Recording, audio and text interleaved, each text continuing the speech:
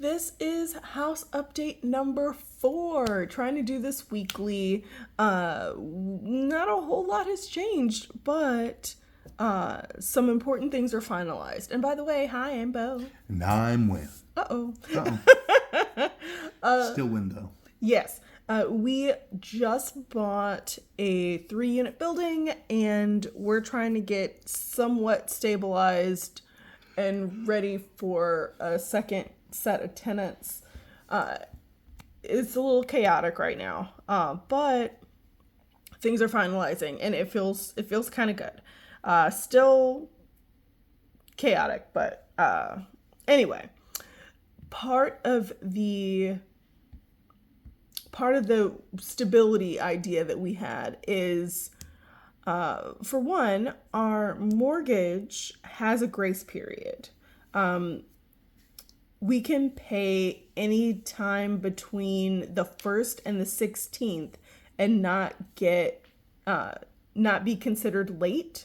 And this isn't like a bad thing. It doesn't hurt anything to pay it later in the month, as long as it's within that time period. So,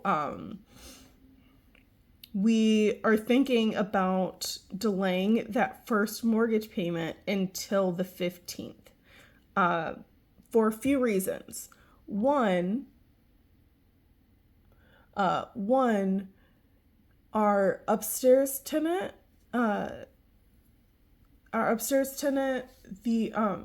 has Section 8 housing, which it's affordable housing anyway. And the city said that it could be anywhere between 45 and 60 days before it gets approved. So we're hoping that by the 15th at least, we'll have gotten that payment. If we do, what? I just wanted to clarify, that approval is not for them getting the Section 8 housing. They already have that. The approval has to do with the change in owner. So that is what has to get approved, and takes 45 to 60 days. Yes, to get processed. So we should get that payment by the 15th, hopefully. If we do get it by the 15th, then Wynn doesn't have to dip into his savings to pay that first mortgage payment, which would feel really good. Mm-hmm. But there's still not a guarantee. So it's a little iffy, but I mean, either way, we have the money to pay the mortgage.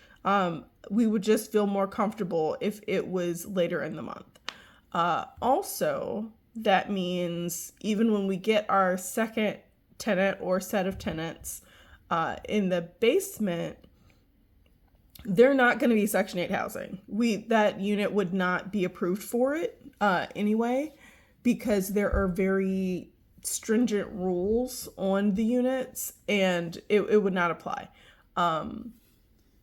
So because it'll be an individual paying us, even if they pay late, if they pay us late, we would still have time to get that payment before we paid the mortgage.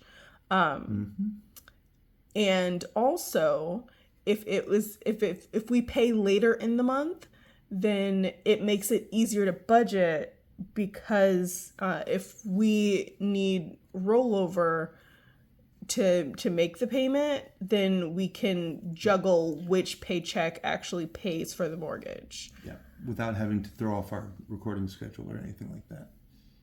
Or the monthly budget. Yeah. Because we budget by paycheck, the paychecks don't always align with the month. Actually, they usually don't align with the month. So having it be almost always in that second paycheck would make things a lot easier for us budget wise. So we do think we're going to take advantage of that, and it is a big source of relief because, y'all, this mortgage payment is chunky. It's real chunky, and I'm not excited for us to pay that pretty much by ourselves. So we're gonna delay that, and it's gonna be great. Second piece of action, We settled on a basement contractor to refinish the basement unit. They're going to, how do I put this? Quick rundown is the bathroom walls, floor, and ceiling all got to go. They're going to install an exhaust fan, which will port past the outside wall. I might do a more specific video on this later, but the point is all the surfaces of the bathroom are getting redone.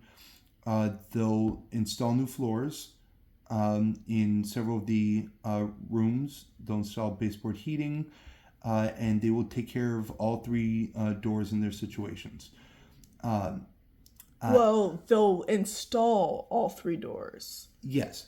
But we have to buy 2 of the doors. Yes. So part of what made going with this company possible is that they were open to negotiation about labor and materials.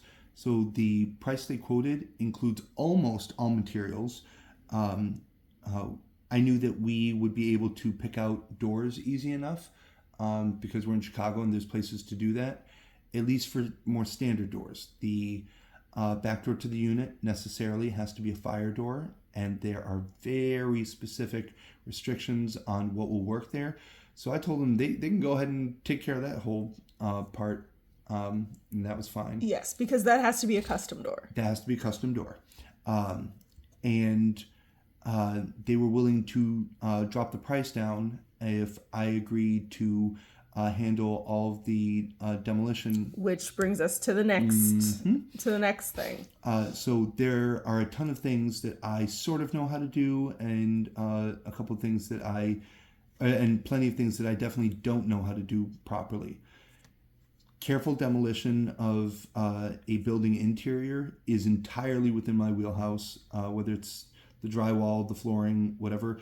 I've done all that several times before, and if it saves us a chunk of this chunk, I will take it. Yes.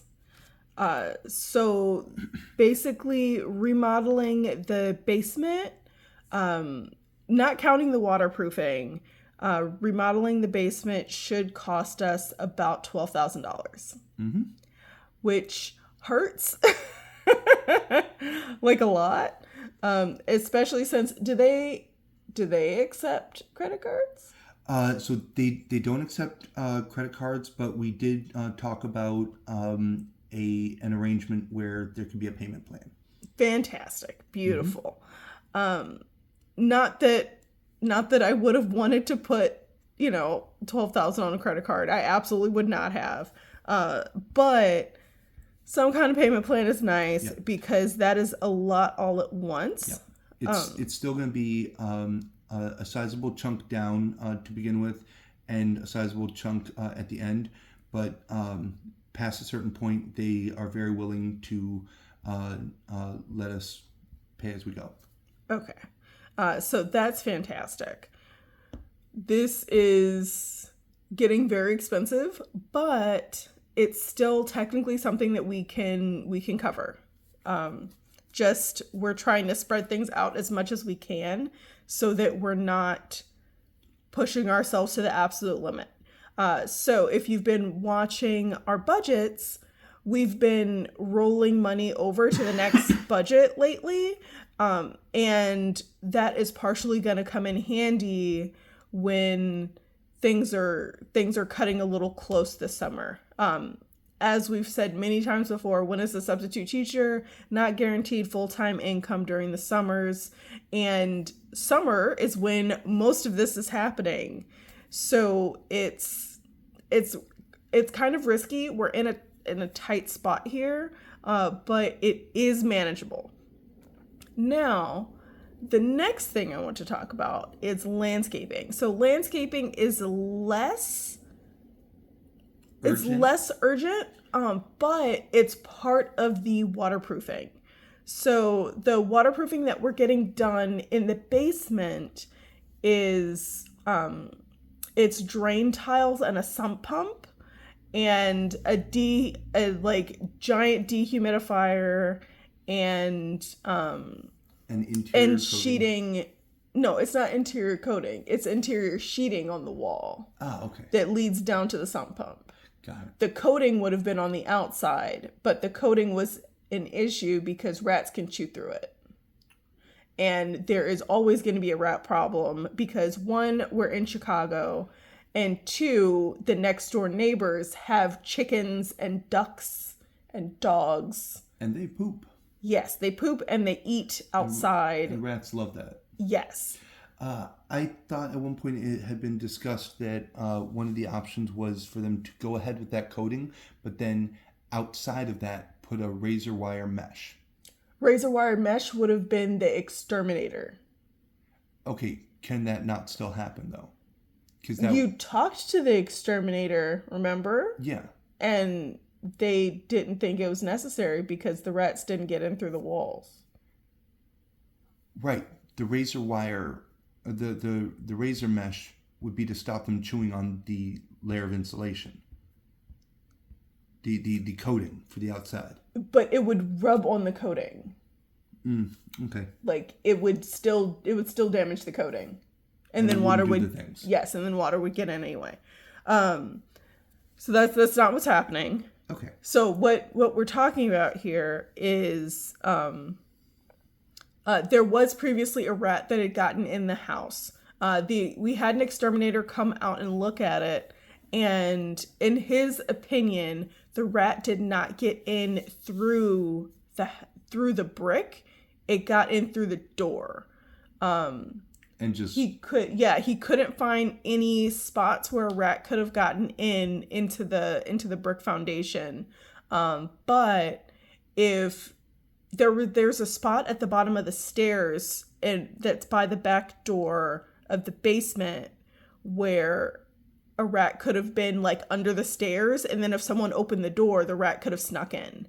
But there was definitely a rat in the basement at one point. And it looked like it had nested. Yes. And maybe had babies or something. So that was an issue. But so that's why the exterminator didn't think that the razor mesh was necessary. And of course, if we'd gotten the razor mesh, then it still would have potentially damaged any waterproofing coating. Also, waterproofing coating would have cost more on top of the drain tile and the sump pump and the dehumidifier. So that's not what's happening. Sorry, we got a little off track. So what I was trying to say is the landscaping for the exterior. There's a few reasons why I wanted to do landscaping. One is to help with the waterproofing. So with the sump pump and the drain tile and the dehumidifier, that only helps with water that has already gotten into the building. But if we address the ability of water to get to the building in the first place, that would help a lot as well. So landscaping can help with that. The ground outside where the water got in is flat and goes down in a few spots near the house. And if we change that, so it's called grading, if you don't know, and make the ground go down at an angle away from the house, then less water would get to the foundation in the first place. It would kind of go towards the exterior of the perimeter of the property. So we want to do that and put in a weed barrier so that weeds can't really impact it, and also put a layer of rock on top of that so that rats can be like prevented from digging, because that's one of the things that rats do is they dig in the dirt. Now there are a couple options here. Actually, and I don't need to discuss it right now, especially if we haven't figured out what works. But there is also a polymer that can be sprayed on the surface of the rocks, so that so the rats can't dislodge the rocks. Yeah. So you can't just like move the rocks out of the way. Remind me to tell you about another option for waterproofing the essentially setting up a drainage canal that would not require landscaping services. Okay, we can talk about that later. But the landscaping is partially a problem because we can't get a lawnmower out into the front yard. So the way our house is set up, the only walkway to access the front of the building from the back has stairs in it. So there's stairs that go down and stairs that go up. So the only way to get a lawnmower from the garage to the front of the house is to carry it across 2 sets of stairs, which is not reasonable or realistic. I'd rather just replace the lawn with something. Yes. So what we really want to do is install some base. It's not like crazy landscaping, but we want to have pavers surrounding the yard and put in a couple of flowering bushes that are bee friendly. And then all we have to do is water and weed. We could do that ourselves. However, there is access to the water main, or is it gas? Is it gas or water? It's gas up front. It's gas. So there's access to the main gas lines in our front yard, and we don't want to risk digging down and damaging those. So that's not. Wait, no, there's gas and water. Sorry, gas on the facing the building. There's gas on the right and water on the left. Yes. You're right. Yes, there's gas and water access in our front yard. And we don't want to risk damaging that. And we want to make sure that whatever we plant doesn't have deep root systems so that the roots would damage it as well. So we want to build up instead of dig down as much as we can, and we don't want to risk messing with it. Like, the city still needs to be able to come and access that. So that's kind of a risky situation that we don't really feel comfortable with handling ourselves, because, if you mess up the city's stuff, things can blow up, and also fines. Don't like that. Correct. So we want to have a landscaper come out and do those 2 things. So that helps with the waterproofing and also makes it so that we don't have to carry a lawnmower across 2 sets of stairs, basically weekly, forever. And I may not mind the idea of carrying a lawnmower. That doesn't make it a good idea. Correct. 2 flights of stairs. I've tripped several times on those stairs. Yes. Don't need to do that with the lawnmower in my hands. Correct. It's not good. And we already have a lawnmower because I previously owned another house. That lawnmower is not one that a single person can carry across 2 flights of stairs. It is I used to have a big yard. Now we have like a postage stamp, but I previously had a big backyard at my old house, and as such have a pretty hefty lawnmower. And even if someone could feasibly carry it, like physically carry it, it's so bulky that it wouldn't be a reasonable thing to do. And of course you'd be filthy and possibly damage your clothes. It was a whole thing. And we tried using a line trimmer or weed whacker to cut the front lawn, and that was an ordeal, and it drained the battery before we finished, and drained the battery twice, and it was obnoxious. And it does not look good.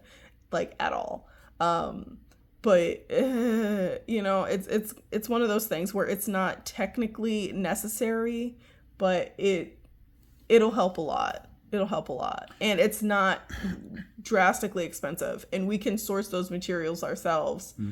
We would just need to be careful with the kind of bushes we plant, so that the roots don't damage the water or gas lines. Now, in all of this, you may have noticed this last one, things have changed to spare, or at least less of it. Is a finalized choice for a basement contractor? Is that a replacement for the job being done? Absolutely not. And that's not even the end of uncertainty on that. But it is nice to have some clarity. Same thing with the mortgage grace period. We thought about it. We sorted on a date, and we're sticking to it because it's fewer things to think about. All of what we've been able to do has only been possible because we've been intentional about it. And